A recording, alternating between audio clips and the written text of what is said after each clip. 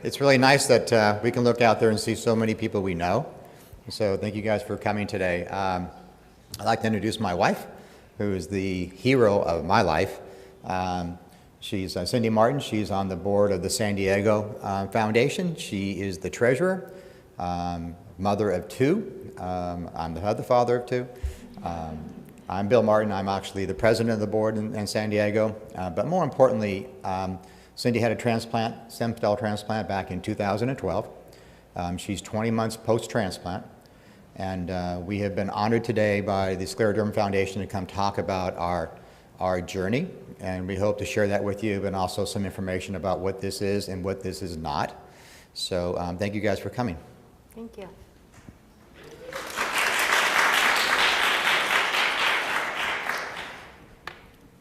So a couple of quick things here. We are not doctors.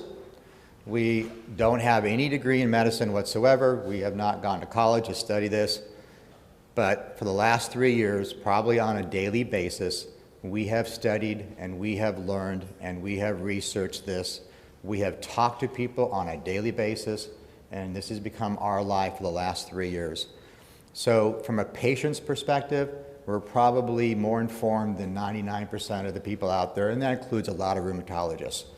But we are not doctors, so therefore what we say is our own personal opinion.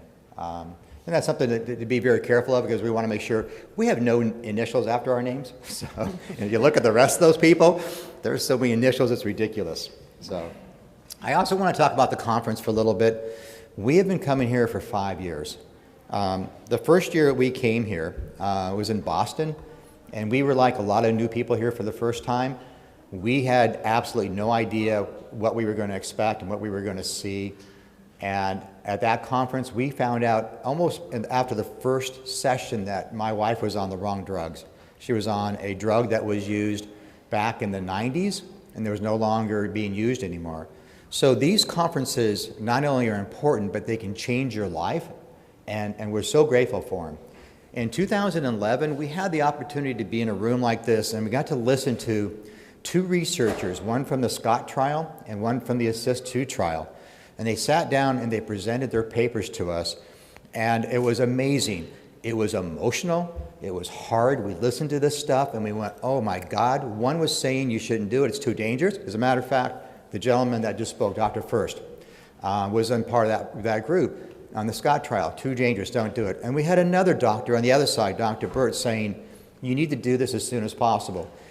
And as patients, what do you do with that information, and how do you process that? It was really tough for us. We walked away saying, we think this is the thing that we need to do in case Cindy ever got sicker than she was. 10 months later, after that conference, Cindy was diagnosed with lung disease. And at that point in time, we made a decision that day that this is something we wanted to pursue. So we started learning more about it. 2 months later, 3 months later, we were actually at this conference, and we thought we had made the decision. We had been tested. She was approved. And we thought we'd come here, and this is in 2012. We thought, great, we're going to come here and get a lot of support and everything else. And there's still a lot of controversy, and there's a lot of people that were saying, you shouldn't do this, and there are people saying, you should do this. And it was confusing for us. But here's what we got from that. We got information, and we got questions that we got to ask. You know, and I think that's true for this conference. You get to go home and ask questions of your rheumatologist and your specialist, right? How does this fit for me? Does this work for me? And that's what we got from that. A few months later, Cindy had her stem cell transplant. It worked really, really well. And the next year we came back here, and it was like she was a little rock star, little bald-headed rock star, you know? And there was a story about people approaching her in the bathroom. She was trying to wash her hands, and they would say, are you that Cindy Martin that had that stem cell transplant? Because it was still pretty new, you know? And that's just 2 years ago. So it was still, you know, one of those things where people were looking at but didn't know enough about. But we also came to learn, and we still come to learn, and we came here this session to learn. We're here not just to give a presentation, but we're also here to learn. And it's so important. And this time we were actually offered the opportunity to speak and to share our story. So we're glad that you guys are here. So what is this hematopoietic stem cell transplant? The proper terminology is HSCT. I'm going to refer to it as a stem cell transplant. And the reason is I can never pronounce the first word, and I have yet to find someone else to pronounce it. So what is this? The basic concept is this. Your immune system is attacking your body. If you turn off your immune system and reboot it, much like you do a computer, if you turn off that computer and you wipe off the instructions and you load up new instructions, will your immune system no longer attack your body? And that's the concept. It's not really a stem cell transplant because you really don't transplant stem cells. What you're really doing is using chemotherapy to turn off the immune system, and you're using your stem cells that come from your own blood. So you really don't get a transplant because transplant usually refers to somebody giving you something. These are yours. The stem cells are not treated. They are not embryonic stem cells, although there's one case out there that I know of who had that done, and she's here with us today. But for the most part, we're not talking about all that. We're just talking about getting your own stem cells back, and they're only used to get the immune system started again. So what this is not a stem cell treatment.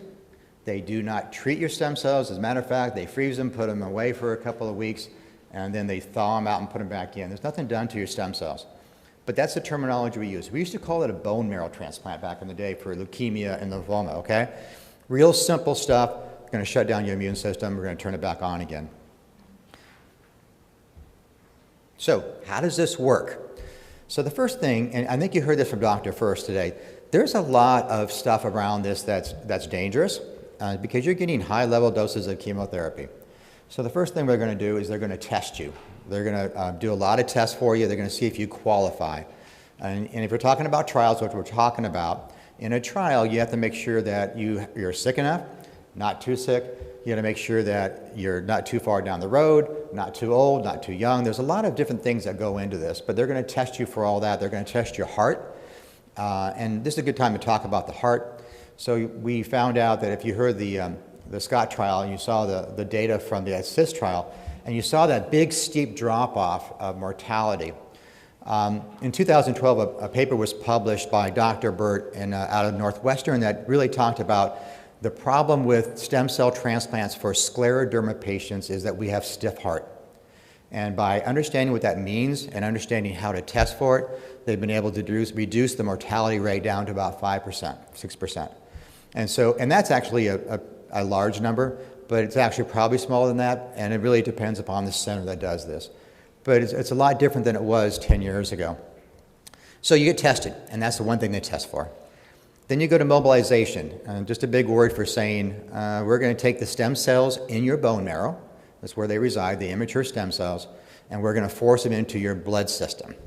So you get them into the blood system, and then you can retrieve them. So mobilization basically is just moving them, takes about 10 days, a little chemo, some shots in the belly, not so fun, but you get them out there, and then in about 10 days later, you get hooked up to a machine. And if you ever had apheresis done or if you ever given blood, this is very similar, except that they go through your neck. And yes, that is tubes going into Cindy's neck. And they're taking the blood out, they spin it, they take out your stem cells, and the stem cells you can see up there in the red and white bag, that's where the stem cells are. And they put all your blood back in. Takes about a day. Your goal is to get 2 million. Cindy was a little bit of a rock star. She got 8 million. The other day I heard somebody had 17 million. So it takes about 2 million stem cells to reboot your system. So that's what you're going for. Once they have those, they put them in their freezer, you might say, with their name on it, and then they just sit there until you're ready.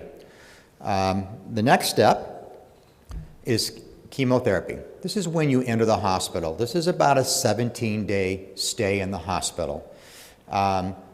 Brittany is raise your hand, Brittany. She's the one that's in the picture here. So this is when your first 6 days in the hospital, you're getting your chemotherapy. And it can vary depending upon what arm you are in there, but basically the main part of this is about 4 days, 5 days of Cytoxin. And you could have a sandwich, what they call basically is rituximab at the beginning or the end. A couple different ways of doing this, but the real reason why you're doing this is that you're destroying your immune system as much as possible. Okay? You're bringing it down to a low level so that it's gone, so you can get your stem cells back. So they call that -6, -5, -4, and so forth. On day 0, you get your stem cells back, and this is really simple. They thaw them out, they put them into an IV, and you can see them, the little red area on the machine there, and they just put them back in your body. That's simple, but it's one of those emotional days because that's the day that you start your new life. And then you wait, and you wait.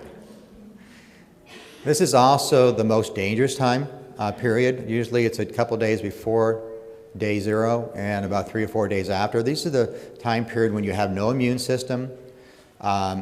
You feel like a Mack truck hit you. Some people describe it as a really, really, really bad flu. But this is the hard days that we go through, and it takes about 10 days. And about 10 days later, your body does a remarkable thing. It basically starts producing red blood cells, white blood cells, your new immune system.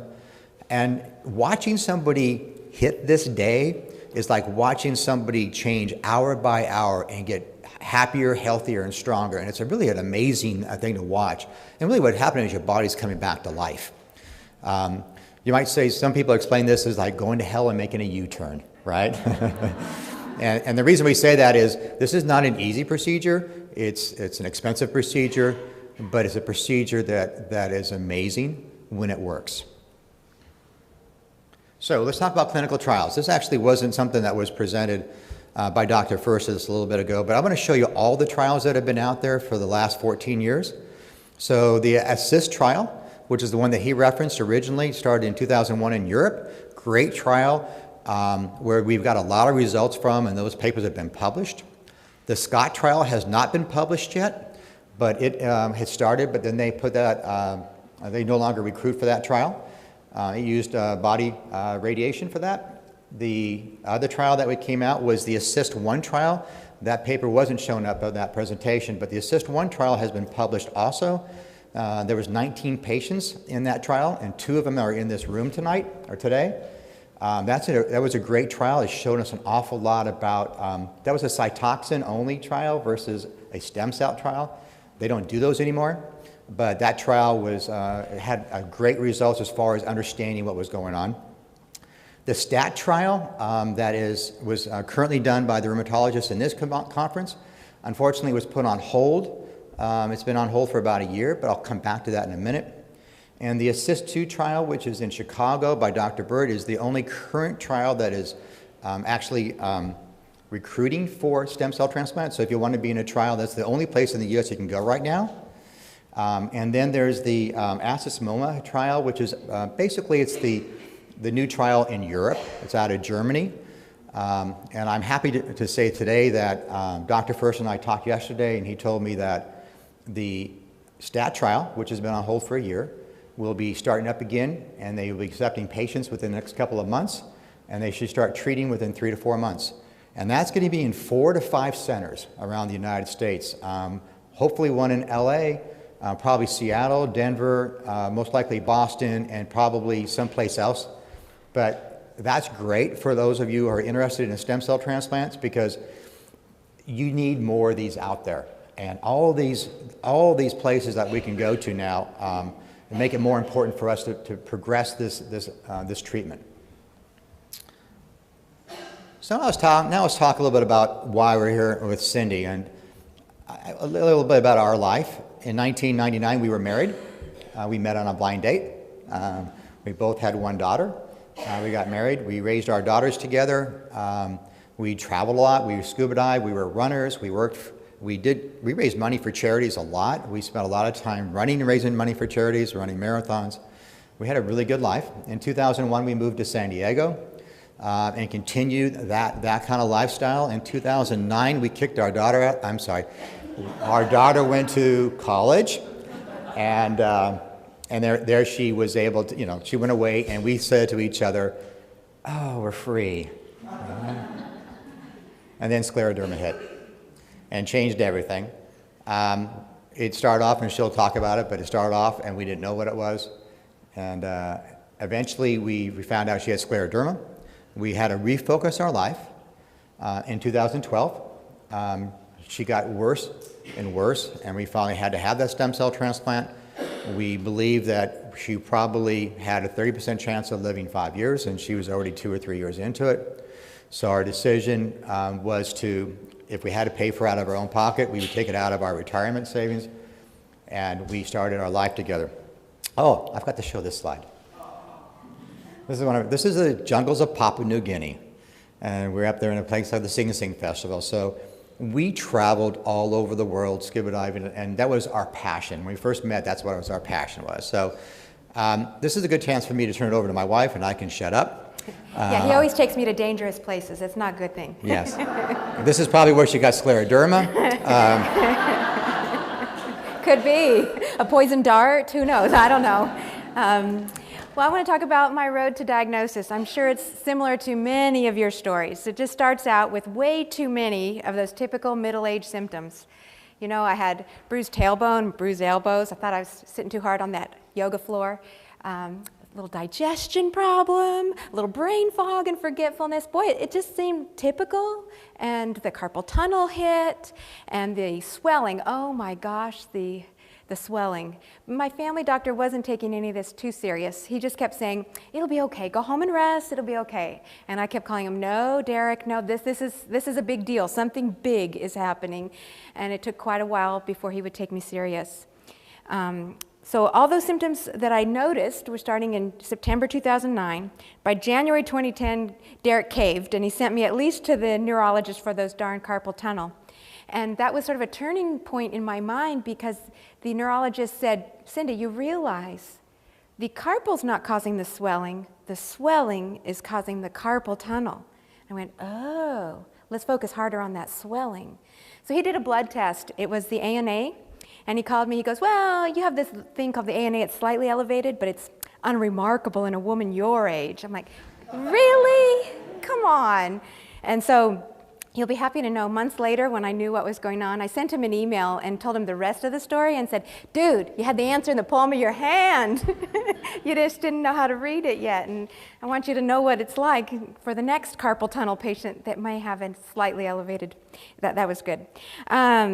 April 2010, I finally saw a rheumatologist. She pretty much knew what it was when I walked in her office, but of course she runs those 23 blood tests, x-ray of my hands, on. And I went and I looked up the meaning of every single one of those 23 blood tests. So by the time I went back to see her for the reading, I knew. I said, I think I know what I have. And she said, what do you think? I said, scleroderma. She said, yep. And the tears started welling in my eyes for 1 second, and then I sucked them back in. I swear I sucked them back in. I am not going to fall into this. I've got a diagnosis, and now I can have action. That was relief to have a diagnosis, and I'm sure a lot of you felt the same. A few months later, I made my way to the GI doctor, because the GI was a big problem. And he was amazing. He was a really understanding doctor that knew scleroderma. He happened to have a resident visiting his office that day. He goes, do you mind if I bring in the student? We do a little teaching.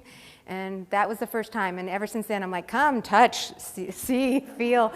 So the resident came in, and he touched my arm, and he said, wow, this is amazing. How many years have you had scleroderma? I only had it 3 months. So the GI doctor said to me after that guy left the room, he said, Cindy, I'm very concerned about how rapid and aggressive your case is. By that summer, I was already a skin score of 30. That was really fast. So I found out my 30 because I had found my way to UCLA. The amazing doctors at UCLA were on my case. Dr. Dinesh Khanna was at UCLA at the time. You guys may know him. He's leading the center at University of Michigan now. For a while I said, Bill, we're going to have to fly to Michigan because I'm not giving up Dr. Khanna. And then I was blessed to have Dr. First right there. Dan First would pop into every one of my appointments as well. So I had 2 of the best docs in the country every time I went to visit UCLA. And my pulmonologist at home had sent me with a little disc with a little image of my lungs, and UCLA looked at this little tiny black and white image. And Dr. Khanna said, I don't know, I can't tell from this. I need a bigger full color image. But First knew what he saw. He walked in, oh, ground glass and fibrosis, absolutely, gotta go, pop. I'm like, what do I do now? What do I think now? So I went home to my pulmonologist, and the lung debate began. And my pulmonologist at Kaiser had an image this big, full color, 3D. He flipped it around, reversed it every which way. He says, Cindy, I don't see what he's talking about. I see nothing. They look clear. So that's where my insurance was. That's where my regular care was.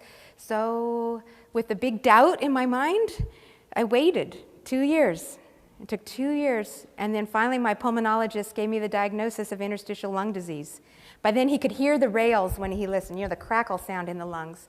And then my new chest CT really showed fibrosis and ground glass. It was real. That day I felt like my health became an emergency situation. That day I believed my life expectancy crashed.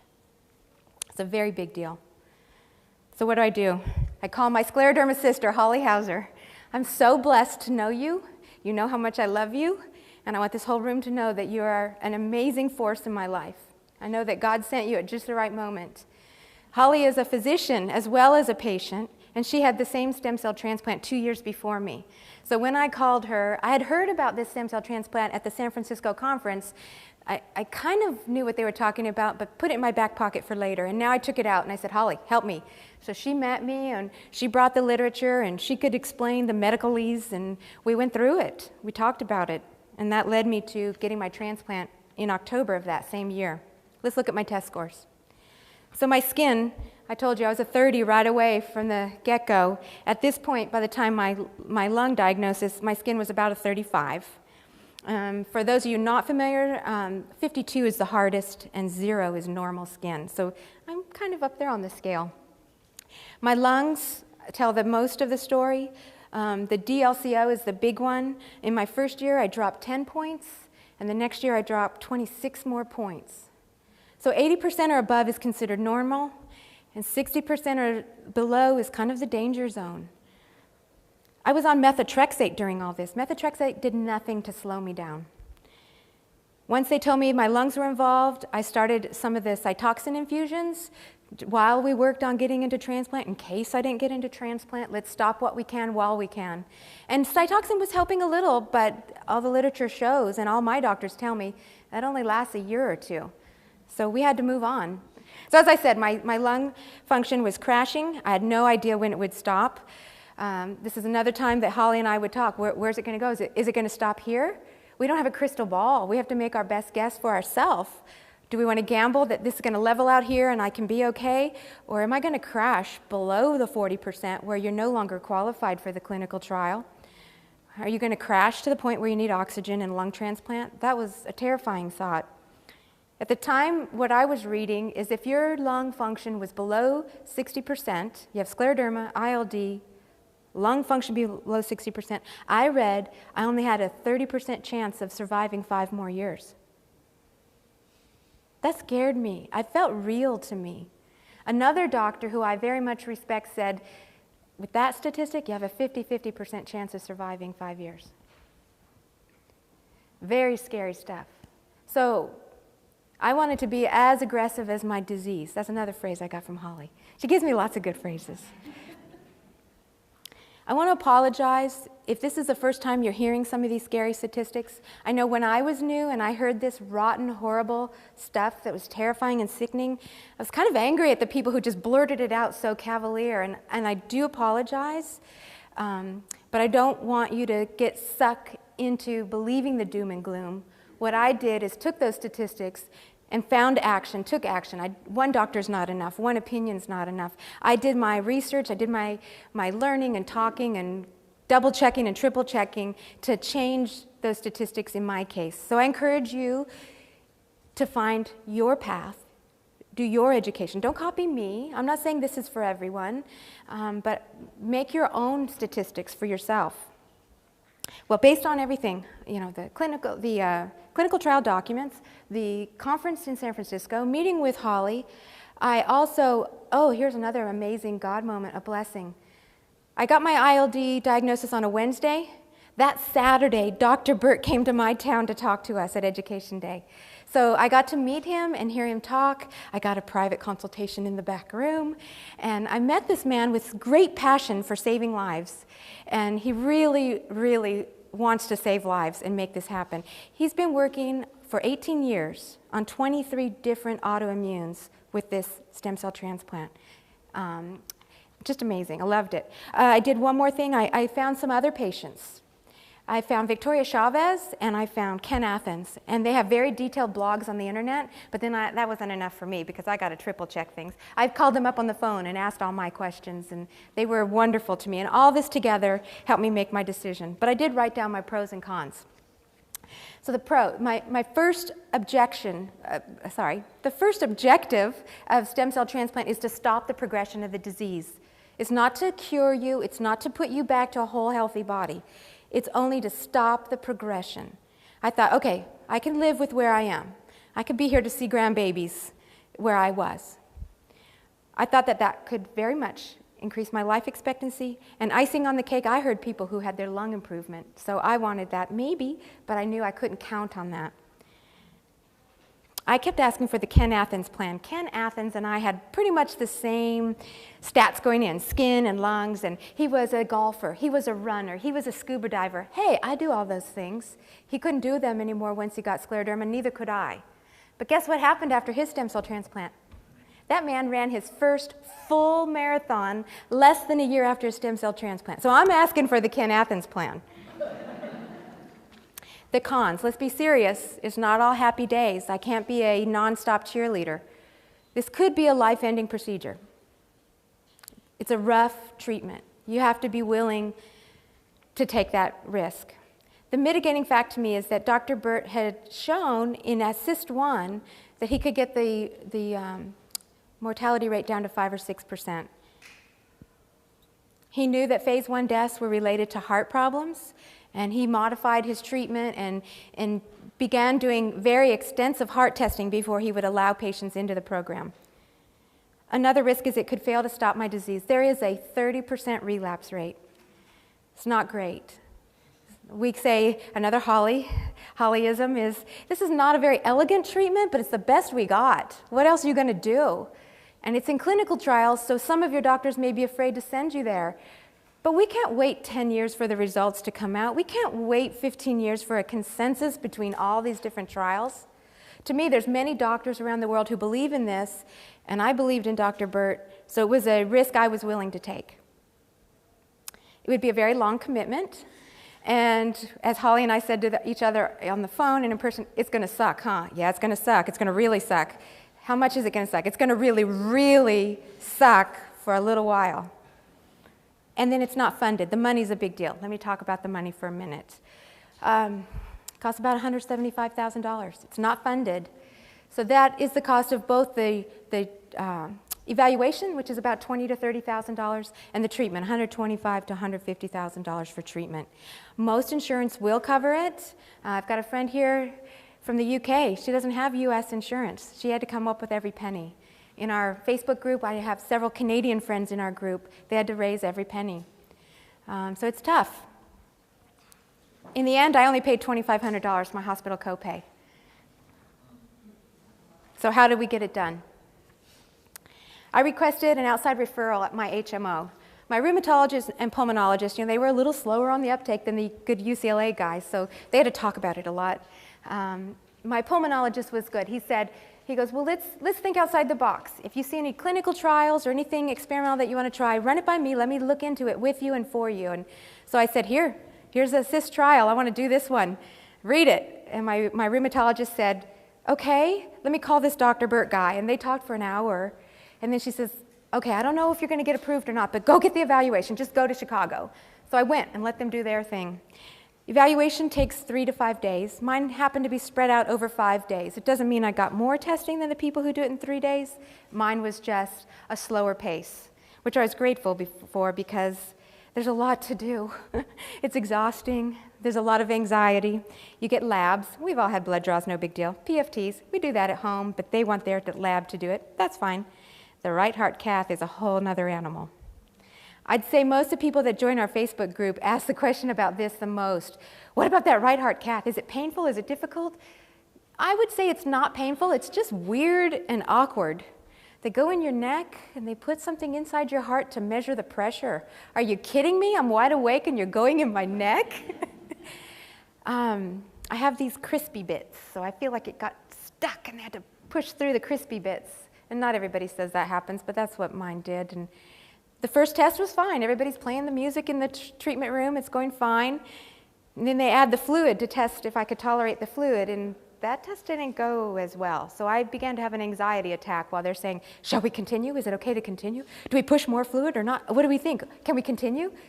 I panicked. I'm shivering like I'm naked on an iceberg. It was anxiety, man. But it wasn't painful. It wasn't painful. So I got through that. Then you have an extra long MRI. Oh, the stress echo test. I don't like that. So I wasn't in great shape for running, so I had to lay on the table and kick my legs as if I'm running, and then that's not enough to get the blood pressure. So they give you that adrenaline shot. Holy cow. I told that technician, get ready, I'm throwing up on you. It's not a question, it's happening. Then you visit with a cardiologist, a rheumatologist, an immunologist, and they evaluate you, they talk to you. Two of them said, are you sure this is what you want to do? There are other options. There's other meds you haven't tried yet. And we talk through those. And they make sure that this is really what you want to do. This is serious business. I think Bill talked about the heart risk a little bit. That's the biggest, most important thing to understand before you go into transplant, is how is your heart involved? Is it involved? How extensive? My cardioechogram, before, during, and after, still today, is normal. But I have heart involvement. I have scleroderma stiff heart. I didn't know that until I was in Chicago and they did that right heart cath. So Dr. Birch said, okay, you can go forward, but you have this stiff heart. You're a higher risk. Are you willing to go forward with a higher risk? You'll be right here in the hospital with experts who understand what to do. We can react to this moment, but it is higher risk and it's your decision. So I got my approval, move forward. Now it's time for the insurance. This is a wait, work, fight period. Dr. Burt's office tells us it's an average of 2 months. For me, it was more like 3 months. And remember, my pulmonologist and rheumatologist were discussing it, and they were sending in my referral. It went in, but it sat in committee for about a month.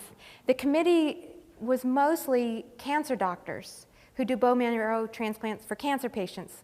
They don't know what this scleroderma stuff, sclero what? And what do we do for this? We have no idea what to do for this. So it got stuck. The chairman left it sit with no answer for over 100 days. Some people get a denial, then they can go appeal and get an attorney. I got nothing. And so I found the California Board of Managed Healthcare. I found the Patient Services Department at my Kaiser Healthcare Center. And the patient service manager said, you need to file a complaint against us. You got to go to the Board of Managed Healthcare. I'm like, well, I don't know. We have a lawyer friend who made a call to his friend who was the vice president of public relations of Kaiser. And so he was putting pressure there, and I finally filed my claim at the board. Kaiser was fined. You don't leave somebody's referral sitting for 100 days with no answer. Less than 24 hours later, I got my approval. In the meantime, I want to tell you about the cash option because we thought, we're doing this. I'm not waiting. My life feels in danger. So we transferred money out of my retirement fund because if you're not going to be here, why do you need a retirement fund? So the money's sitting at B of A Friday. I was going to go get the cashier's check Saturday so that I could fly on Sunday to start treatment on Monday. So Friday night at 6 p.m. is when I got the phone call. You're approved. Here's your authorization number. Phew! I got the approval. The money can go away. Now we can think about other things. So we moved to Chicago. Another blessing, another God thing. A dear friend of ours from San Diego got a job transfer to Chicago. And he bought the most beautiful 3-bedroom apartment overlooking Millennium Park, about a mile from Northwestern Hospital. So we moved in, and we had 2 bedrooms, one for Bill's office and one for our bedroom. And Mike's a bachelor, and I got to take good care of him. And he was my protector. He's a former Army Ranger. If you know Army Rangers or Navy SEALs, they are intense protectors, and that's who I had on my side in Chicago. It's pretty darn cool. Okay, time for mobilization and harvest.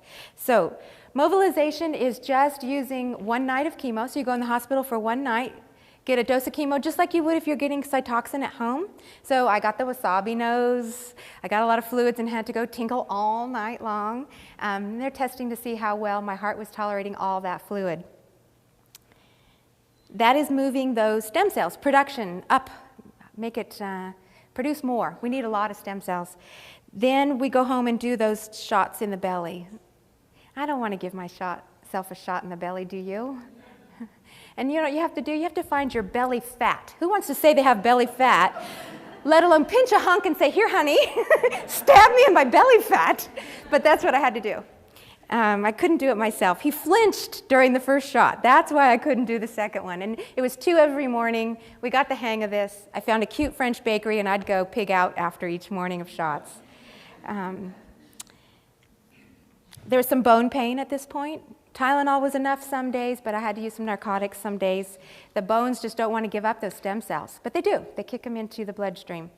Then it was time for, I got the harvest, and 2 million is the minimum. I got my 8 million. Very rarely people go back for a second day.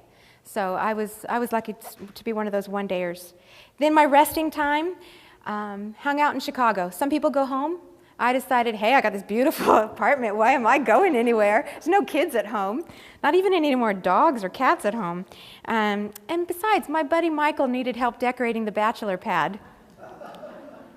We went to Home Depot. We went to antique shopping and restoration hardware. And I think Bill likes to say I was good for about 4 hours a day. And so we'd go do this for about 4 hours a day, and then I'd nap, and then I'd cook for the guys, and it was kind of cozy. Mike said, I gotta have this blind date. You gotta go find me a blind date in the hospital. So my mission was to find a doctor or a nurse, and I did. I hooked him up on one blind date. It didn't go very far. That's okay. Okay, now it's time for the hospital stay. That's what I call the big show. Actually, the day before you get admitted to the hospital, you go in for a PICC line. A PICC line is basically an IV that's going to stay in during the whole time. It goes about mid-arm and reaches into your heart. Guess what? Those crispy bits were a problem again. So some people, that IV PICC line slides right in. Not me. It was a 4-hour procedure for me. I had to wait for the doctor and the x-ray machine, and they had to be able to see where they were going to drive it around those crispy bits, and they scratched a few things. Have you ever swallowed a tortilla chip sideways and it scratches? That's how it felt for about 4 days. But we got the PICC line in there, and I was grateful because that meant it had 3 nodules. They could put all the drugs in, they could put the fluids in, blood transfusions in, and they can take all the labs out. No more needle sticks. I was grateful for that. Now it's time to get in the hospital. At admission, we met Arian Moore. He's my hospital buddy, and Bill adopted him, and Arian's been my little brother ever since, my basketball-playing little brother ever since. He has scleroderma as well, if you know him. Chemo starts. They count it off as day -5, -4, -3, and so on. And day 0 is the day you're going to get your cells back. You get a Foley catheter as well. This is another not painful but pretty awkward kind of situation. So the chemo is high risk for giving you bladder cancer. So to counteract that, they give you the Foley, which flushes your bladder constantly with fluid for 5 whole days. So that puts the fluid in, and it takes the fluids out. So it's convenient. I could still walk, and marathon coach over here had me walking the floors. So I walked and walked and walked. Day 0, got my stem cells back. We had the pastor come and bless the cells. It was an exciting morning, take pictures with the doctors, and then I crashed. Then the flu-like symptoms got much more intense. I had an advent calendar. One of my cancer friends, she's a 3-time leukemia survivor, she knew all about this kind of stuff. She made an advent calendar and put a scripture card in every day, and then family and friends, since they weren't going to fly out from San Diego to Chicago, they gave us little things to put in there. I had lots of little trinkets, and Bill and I would look inside a pocket every night before we went back to the apartment. Then it started getting very, very challenging. I have watermelon stomach. You may know what that is. The blood vessels are too close to the surface. So with no white blood cells and no platelets, that started bleeding. I think I had 8 blood transfusions and 11 platelet transfusions. What else can I tell you about this? I began to become so fatigued. One day my nurse came in and said, hey, we're going to have a better day today than yesterday. I just know it. I'm like, I have never met you before. She's like, I took care of you all day yesterday. A little while later, I looked down and I go, oh, hot pink shoes. Yes, I did see you yesterday. That's all I saw. Bill would watch movies and I wouldn't open my eyes. I was just so fatigued, I can't explain it to you. Walking from the bed to the bathroom felt like some kind of marathon. Taking a shower sounded like way too big of a job, but we did it anyway because it's important when you have no immune system. There were 3 days I don't think I opened my eyes. And nearing the end of those 3 days, I heard some music. I thought it was harp music. And seriously, I was asking myself if I was in heaven, if I had died. So I took a few minutes listening to that beautiful music, started thinking about the alternatives, like, well, maybe that's not what it is.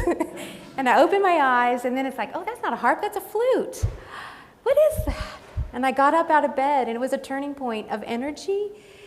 I stood at the door and listened to this flautist. A student musician had come to play for the patients, and the tears just flowed, and I felt magical that I could stand up and enjoy that music and know that I wasn't really in heaven. Yeah, this is probably a really good time for me to talk about those days. So we talked about the hard days, and in my heart, I thought we were going to lose her. And that's because she gained 17 pounds of fluid in 3 days. It's okay to call me Uncle Fester. I know I look like Uncle Fester. Actually, I thought she was pregnant. And it's also a good time to talk about caregiving at this point. So for every person that's in the hospital, there's somebody right next door, or right next to that person. Hopefully that is the case. And caregiving is a really hard job, but it's a job that I embraced and I loved. But I did know one thing, and this is true for everybody who is a caregiver: we have to take care of ourselves first. If we don't take care of ourselves first, we cannot take care of them. So what I did every morning, instead of taking a taxi to the hospital, I would walk, listen to music, and pray. And then I get myself centered. And then I'm in the hospital. I would take an hour and a half and go for a run. Some of you people don't think that's a good idea, but for me, it was the way I was able to deal with some of the emotional stress. And then at night, I would walk home and pray and listen to music and eat. And that was the other thing, is you have to remember, you have to eat every single day, 3 meals a day. So you take care of yourself first so you can take care of them. Home recovery. So there's 2 phases of recovery that we talk about a lot: the first 100 days and the first year. So that first 100 days, you pretty much have no immune system. It's there, but it's teeny, teeny, tiny. So you're on antibacterial, antiviral, antifungal. You wash your hands, and you wash your hands, and you wash your hands, and you wash your hands. And everybody around you needs to wash their hands. If they're sick, they can't come near you. You're not shut off in a bubble. People came to visit me, but they had to pace themselves. So Holly was smart. She'd come have a cup of tea, but she says, okay, I'm going to leave. It's an hour. I got to go because you're going to be tired. And she's right. While she was there, I was excited to see her, but as soon as she left, I was tired. So thank you for the wisdom, Holly. You have a lot of doubts and fears during this. It's a roller coaster of a recovery. You have a couple days stepping forward and then a day stepping back. You think, uh-oh, am I relapsing? Maybe it didn't work on me. It's just normal. It's normal. Hang in there. At 6 months, you feel a lot better. At a year, you feel even better. 18 months, even better. So it's a very long, slow growth, and some people lose their patience on that. Remember, he's the coach, and I had to walk in the hospital. It continued at home. So we live on this little slope of a hill. It's not a big hill, but we drove the car down that slope because I wasn't going to walk that little slope in the beginning. So I think it was the second day home, I started walking on the flat part past 1 or 2 houses. And then increasing the number of houses every day. I'm going out to the corner. Pretty soon I asked Dr. Bird, is it okay if I go walk in the park? Yeah, just don't go on the dirt yet. And eventually I said to Bill, this is weird. I feel like running. But before I did that, I called Ken Athens. Ken, how long before you started running? He goes, 2.5 or 3 months. I'm like, okay, coach, we can run now. I got permission from Ken. So we started slow. He had the timer. We would run 30 seconds, walk 30 seconds, run a minute, walk a minute, and we built it up. We built it up slowly. We have many restrictions in that first period. Food, no raw foods, lots of guidance. No flowers or plants because they have dirt that could bring the bacteria. You're watching out for molds. You want to stay away from the pets and gardening. And he carried a lot of Clorox wipes. So I could go out in public, but we would go to the diner for breakfast before the crowd, and he'd wipe off the table and my spoon and my coffee handle. And then on day 100, guess what I did? I ran a race. It was my first race since I got scleroderma. Yeah, that's cool. So my lovely husband bought me the VIP package where we got a breakfast and then a ride to the start line so I didn't have to stand in the cold. And see, my bib says, "I'm back." And the interviewer is it's a college news crew that came, but it felt like CNN to me. It was pretty amazing.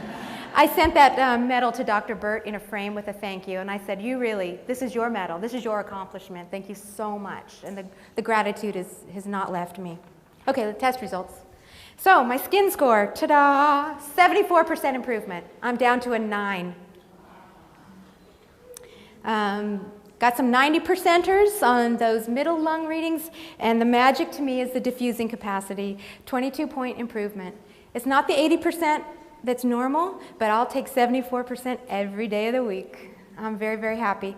Chemo did throw me into menopause. My GERD and my Raynaud's are as bad as ever. They did not improve. But the inflammation is gone. Inside, outside, my hand function is fantastic again. I can bend over. Even in the hospital, I bent over to pick up that ugly hospital gown off the floor where wow, I can bend to the floor, and now I can squat. It's amazing to have that gone. And my yoga breath. I used to have a shallow breath. I can take a full belly yoga breath now. It's way down there. I can fill up. It's pretty amazing. Would I do it again? Absolutely, without a doubt, I would do it again.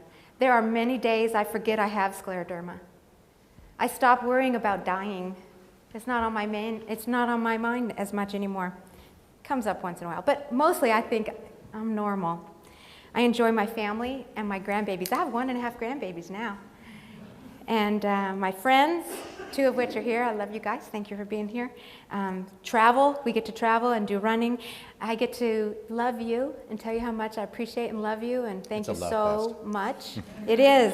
So much gratitude when you go through something this big and get this much result. And my lungs and my skin feel absolutely amazing. So yes, I would do it again. She's always the good one. Yeah, she gets to get all the good stuff out there. Okay. So, is this a cure? No, it's not a cure. Its goal is to stop the progression of the disease. And that's the goal. It's not to do anything else. It's to stop the progression of the disease. Right now, some of the studies show that 5 years out, about 70% of the people have no sign of any kind of active scleroderma. Some people get some skin relief. Actually, a lot of people get skin relief because what happens is that high level of cytoxin, it kills out all the inflammation in your body, you know. So they get some relief in the skin. Cindy is not unusual, but she's also unusual. So not everybody gets great skin relief, but some people do. Again, the idea is to stop the progression.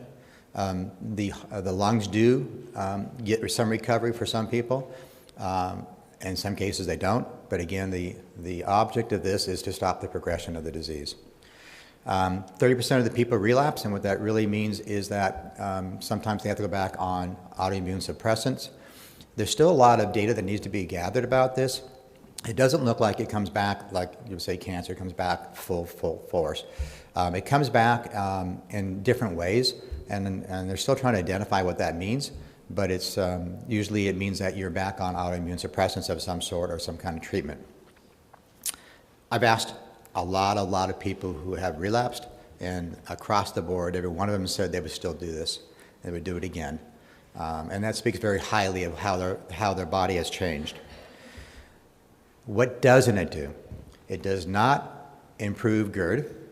It does not help with the hand curling, although when you do get some relief from the skin tightening, your hands do get some relief there.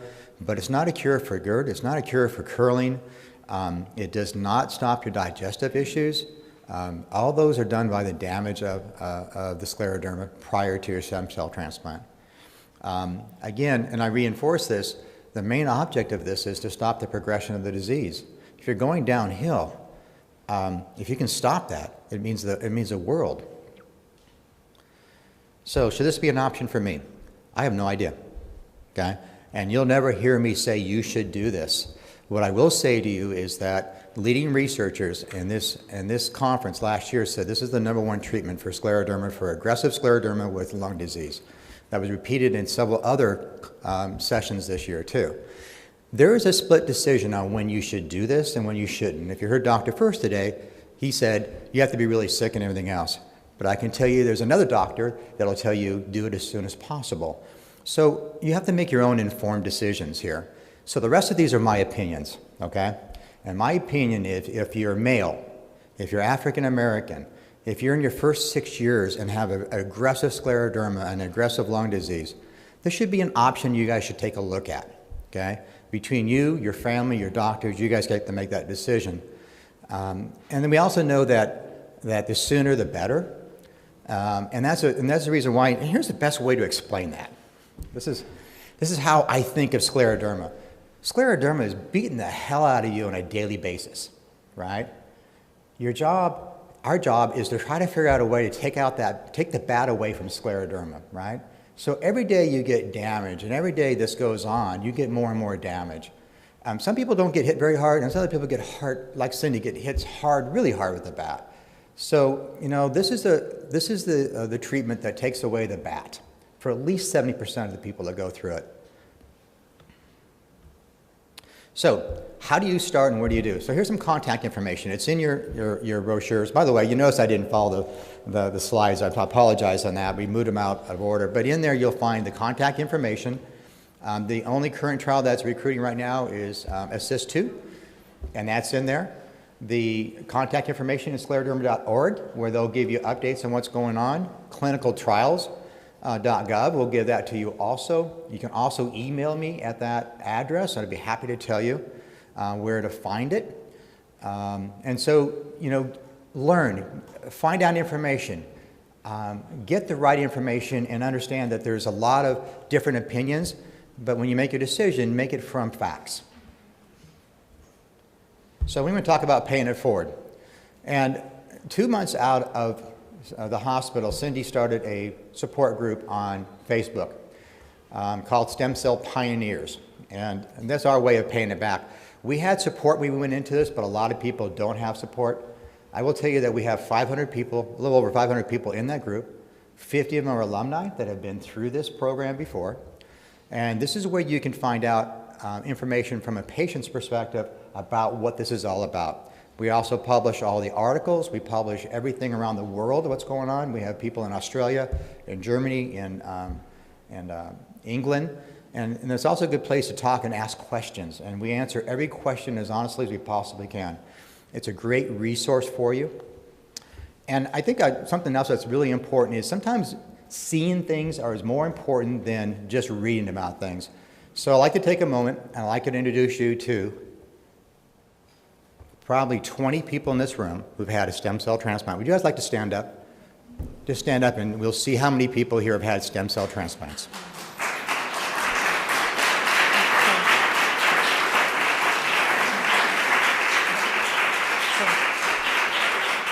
We got to point out Nancy first, Nancy especially. So I want to bring Nancy up here. I'm going to bring Katrina up here because they're the oldest and the youngest, I think, in this group. And Nancy's had her stem cell transplant almost 9 years ago. She is patient number 11 in the ASSIST-1, actually even before ASSIST-1 trial. So she's patient number 11, and she actually lives in Chicago in that area, and she visits everybody that goes over there. And Katrina's from England, and she is what, about 2 months post-transplant? 12 weeks. 12 weeks post-transplant? Can you see how amazing this treatment can be? And I want you to know that everybody in this room that you just stood up are our heroes. It takes pioneers to go out there and do this kind of stuff. It takes those people to take risks in clinical trials to put their life on the lines, and those people are heroes to me. This is becoming more and more mainstream, and we like to see that, but it's from those people like Nancy 9 years ago that said, I'm willing to risk this to get us where we are today. So I want to say thank you to them, and I want to say thank you to you guys.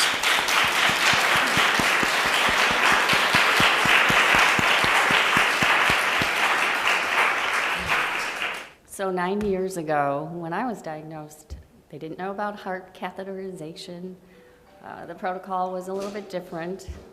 But I was willing to take the risk because I really felt like I had no alternative. 9 years later, I'm working full-time, have been. I went back to work, I think, about 6 months after my transplant. Part-time. You know, takes a while to get over it, but that first year. But I lead a very full, normal life. Talk to stem cell transplant patients, visit them in the hospital because I do live in Chicago. And I feel it's important that people can see that you can get better and you can have a life. And I went in, just like Bill said, to stop the progression.